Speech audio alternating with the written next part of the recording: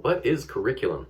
The IRIS module that we read through offers on page 2 that curriculum can actually be divided into the taught curriculum and the learned curriculum. The taught curriculum is going to be all of the lessons, activities, and social gatherings that happen in the school, but it also includes the teacher's instructional style and techniques. And the learned curriculum is what students actually take away from their school experience. Now, the standards-based curriculum is the official curriculum outlined in state or district policy. It's a body of content knowledge that students are expected to learn in school. It includes broad descriptions of content areas and specifies performance standards that students are expected to meet, often phrased as students will be able to do this or that. When the state and district make their assessments, they are directly linked to these content and performance standards. We can use the academic standards to create curriculum. They work as a great guide in creating curriculum. When teachers create their curriculum, they can and should consult the standards in asking the important questions like what domains or areas will be covered, what knowledge, competencies, and skills will be attended to, and what type of learning skills will be required. It can also help the teacher to sort of understand the scope and sequence of their subject during their students' time in school. What did the students learn last year, or what were they expected to learn or be able to do last year, and what about in the following year? So understanding how it all fits into the big picture. On pages 14 and 15 of the NEEP article, it's explained that standards are also a method for decreasing variability across classrooms. Now, devising a curriculum, even though you have the standards to guide you, can still be a very daunting task.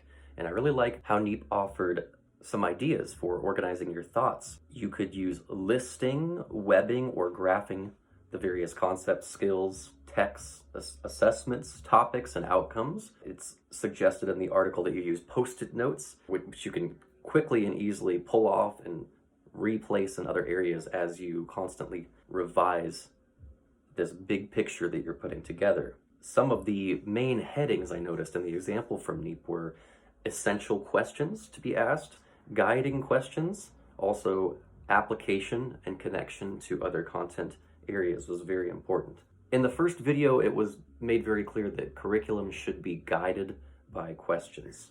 I really liked that. And I also appreciated in the Reading Rocket article how curriculum was explained as being like a spiral that goes around and around, repeating itself, getting more and more complicated, and how that's a metaphor for how students will kind of answer the same questions differently as they age and they expand upon their understanding.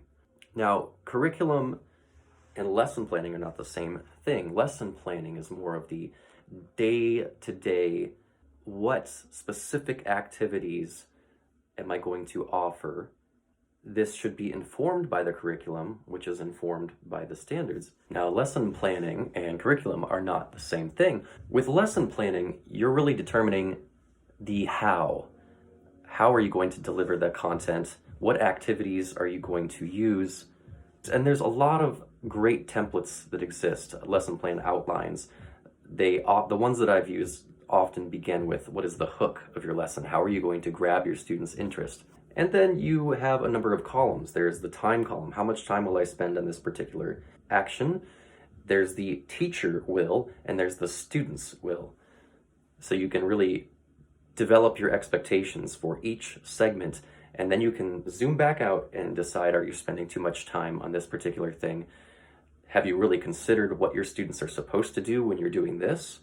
I find those to be very, very helpful. They also force you to really get specific about what your goals are for that particular day and for each step of the way. Other things to consider during your lesson plan that a good template will prompt you to consider are, how am I differentiating my instruction for diverse learners? Have I considered the needs of my students that have IEPs, 504s, and any other exceptional students' needs? And that's it.